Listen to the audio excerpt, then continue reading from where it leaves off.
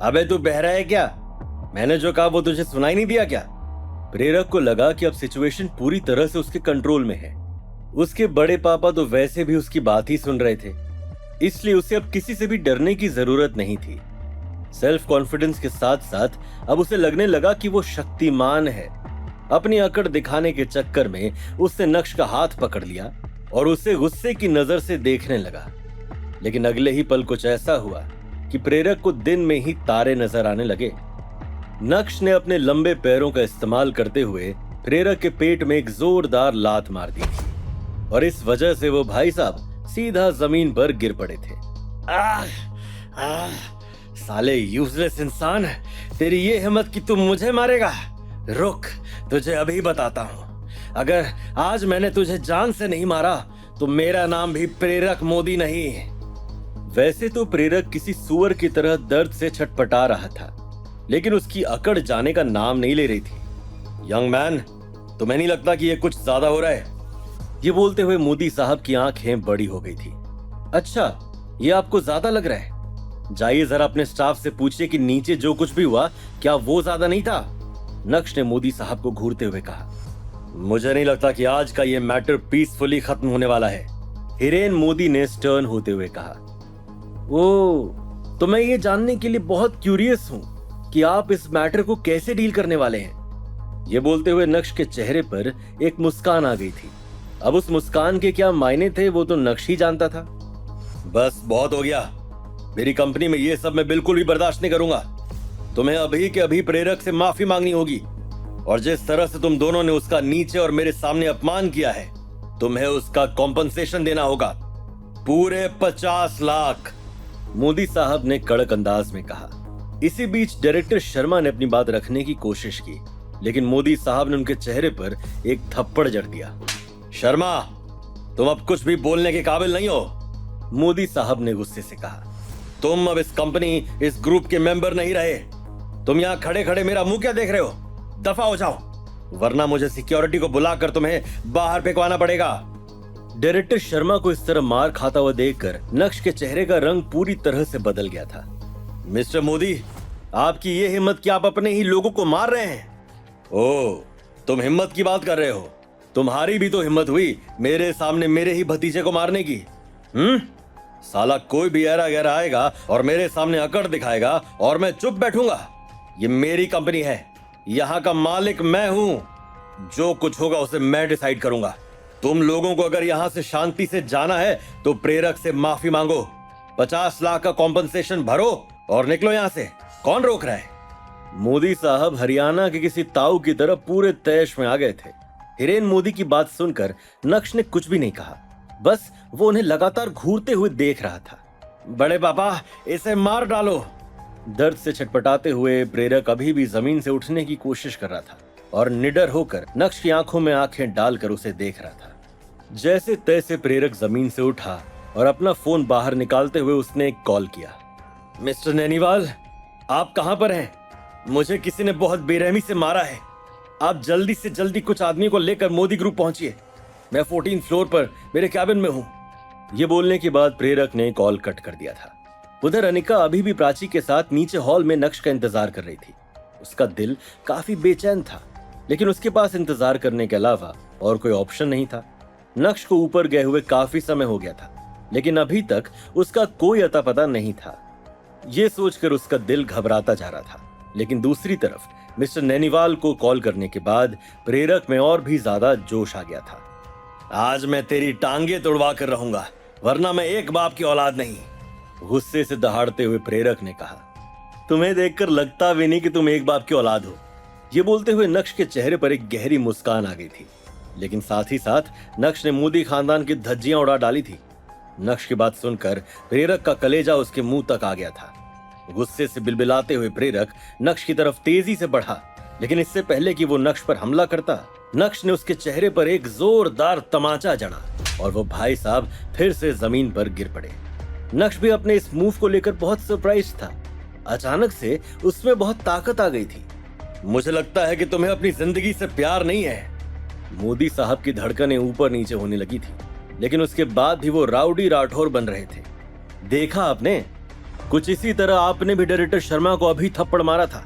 बस मुझे सूद समेत वापस करना था, मैंने कर दिया। ये बोलते हुए नक्श के एक्सप्रेशंस बिल्कुल भी नहीं बदले थे। नक्श की बात सुनकर डायरेक्टर शर्मा उसे देखने लगे थे। अंदर ही अंदर उन्हें लगने लगा था कि नक्श इतना सिंपल नहीं है जितना वो बाहर से दिखता है। नैनीवाल, कहाँ रह गए? जल्दी से जल्दी ऊपर आओ, मोदी साहब ने जोर से चिल्लाते हुए फोन पे कहा और कॉल कट कर दिया। बाप रे, मुझे लग रहा है कि मोदी साहब तो आज मुझे जान से ही मार डालेंगे, नक्श ने सरकास्टिक टोन में कहा। लड़के, तू सही सोच रहा है। या तो तू तेरी गलती की हम दोनों से माफी मांग ले और कॉम्पनसेशन भर के यहां से चला जा, या फिर तुझे अब मरना ही होगा। ये बोलते हुए मोदी साहब की आंखों में गुस्से की आग दिखने लगी थी।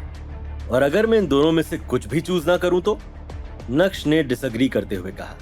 तेरे पास बस ये दो चॉइसेस ही हैं। जैसे ही मोदी साहब के मुंह से ये शब्द बाहर आए, उसी समय अचानक से कैबिन का दरवाजा खुला। डायरेक्टर मोदी से यहां साइन लेना, ये बोलते हुए एक लड़की कुछ लोगों के साथ कैबिन में बढ़ी। उस लड़की को देखकर मोदी साहब के चेहरे पर अचानक से स्माइल आ गई। अरे नंदिता जी, आप यहाँ क्या कर रही हैं? भानुशाली ग्रुप का नया सीईओ इन दिनों ऑफिस नहीं आ रहा था और उसने कंपनी का सारा काम सेक्रेटरी नंदिता के ऊपर छोड़ दिया था। इस वजह से अब नंदिता को हर जगह जाना पड़ रहा था और काम करवाना पड़ रहा था। हालांकि हिरेन मोदी अपनी कंपनी में वाइस प्रेसिडेंट थे, लेकिन भानुशाली ग्रुप में उनकी अथॉरिटी सेक्रेटरी नंदिता के बराबर भी नहीं थी। कैबिन में घुसने के बाद सेक्रेटरी नंदिता ने मोदी साहब को देखा भी नहीं और सीधा उसके कदम नक्श की ओर बढ़े। सर, आप यहाँ क्या कर रहे हैं? ये बोलते हुए नंदिता हल्की सी झुकी। नंदिता जी, अभी आपने इसको क्या कहा? नंदिता के एक्शंस देखकर मोदी साहब शॉक्ड रह गए थे। नंदिता ने कड़क अंदाज में मोदी साहब को देखा और बोली, डायरेक्टर मोदी, ये भानुशाली ग्रुप के नए सीईओ हैं, शो सम रिस्पेक्ट। जैसे ही नंदिता ने अपनी बात बोलकर खत्म की, वैसे ही मोदी साहब के चेहरे पर पसीने छूटने लगे थे। प्रेरक को भी अपने कानों पर यकीन नहीं हो रहा था। सीईओ? मोदी साहब पूरी तरह से पैनिक हो चुके थे। क्या बात है, मोदी साहब के मुंह से ये सुनकर मुझे काफी अच्छा लगा, मुस्कुराते हुए नक्श ने कहा। लेकिन मोदी साहब, मुझे भूलना नहीं चाहिए कि मेरे पास सिर्फ दो ही चॉइसेस हैं। या तो मैं आपसे और प्रेरक से माफी मांग लूं या फिर मरने के लिए तैयार हो जाऊं, है ना? अरे नहीं, 50 लाख का कॉम्पनसेशन भी तो भरना है, उसे तो मैं भूल ही गया। नक्श के चेहरे की मुस्कान अब और भी ज्यादा गहरी हो गई थी। नक्श की बात सुनकर मोदी साहब का पूरा शरीर कांपने लगा। सीईओ सर, मैं आपको पहले पहचान नहीं पाया, मैं आपसे माफी मांगता हूं। ये बोलते हुए मोदी साहब गुस्से से प्रेरक को ही घूरे जा रहे थे। अच्छा, अगर ऐसी बात है तो अगर मेरी जगह भी कोई और होता तो आप उसे तो मरवा ही देते, है ना? नक्श ने कड़क अंदाज में कहा। मोदी साहब को समझ नहीं आ रहा था कि वो इस सवाल का क्या जवाब दें। 1 मिनट बाद अचानक से मोदी साहब ने प्रेरक पर चिल्लाते हुए कहा, अब उधर क्या खड़ा है? मेरी मैयत में आया क्या? इधर आ। अपने पेट और कमर के दर्द को संभालते हुए धीरे धीरे प्रेरक नक्श की ओर बढ़ा। सीईओ सर, धीमी आवाज में उसने नक्श से कहा और तुरंत ही अपना सर नीचे झुका लिया। नक्श को देखने की उसमें बिल्कुल भी हिम्मत नहीं थी। मोदी साहब भी अब अपनी जगह से बाहर निकल आए। प्रेरक के पैर पर लात मारते हुए बोले, अब ऐसे ही देखता रहेगा क्या? सीईओ सर से माफी मांग। अब बड़े पापा की बात को भला भतीजा कैसे नहीं मानता। तुरंत ही प्रेरक नीचे झुका और बोला, सीईओ सर, सॉरी, मुझसे गलती हो गई। नक्श ने पहले प्रेरक के एक्शंस नोटिस किए और उसके बाद मोदी साहब को देखकर घूरने लगा। जब मोदी साहब ने देखा कि नक्श उन्हें ही घूर रहा है तो उनके चेहरे के एक्सप्रेशंस और भी ज्यादा बदल गए। उन्होंने प्रेरक को ऊपर की ओर उठाया और उसके चेहरे पर लगातार 2 थप्पड़ लगाए। तुझे किसने हक दिया कि तू किसी को मेरी कंपनी से बाहर निकालेगा? लात मारते हुए मोदी साहब प्रेरक को कैबिन से बाहर निकालने लगे। तू चाहता है कि सीईओ सर तेरे सामने झुके? नालायक, बेशरम, निकल यहां से। प्रेरक का चेहरा थप्पड़ खा खा के पूरा लाल हो गया था। थोड़ी देर तक तमाशा कुछ इसी तरह चलता रहा और उसके बाद जब मोदी साहब थक गए तो गहरी सांसें लेते हुए उनका शरीर कमजोर पड़ गया था। अपने आप को संभालते हुए वो नक्श के सामने झुके और बोले, सीईओ सर, प्रेरक बिल्कुल भी सेंसिबल नहीं है। मैंने आपकी तरफ से उसे अच्छा खासा सबक सिखा दिया है। यह सुनकर नक्श ने प्रेरक की ओर देखा, जो अधमरी कंडीशन में जमीन पर पड़ा था। नक्श ने देखा कि मोदी साहब ने उसे इतना मारा कि उसके 2 से 3 दांत भी टूट गए थे। प्रेरक सेंसिबल नहीं है और आप बिल्कुल भी रीजनेबल नहीं है, खोट तो दोनों में है, नक्श ने कड़क अंदाज में कहा।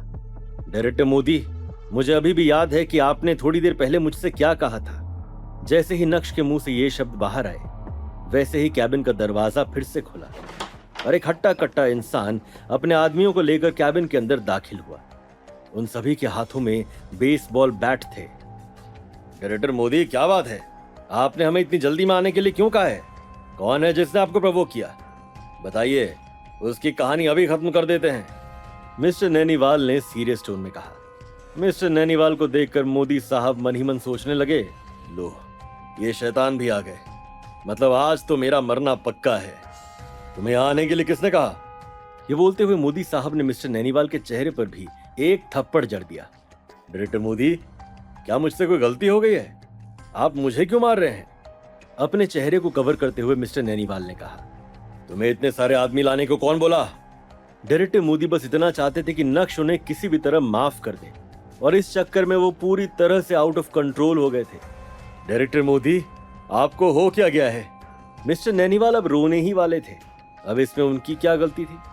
जैसे उन्हें प्रेरक से कॉल आया, वैसे ही वो अपनी फौज लेकर निकल पड़े थे।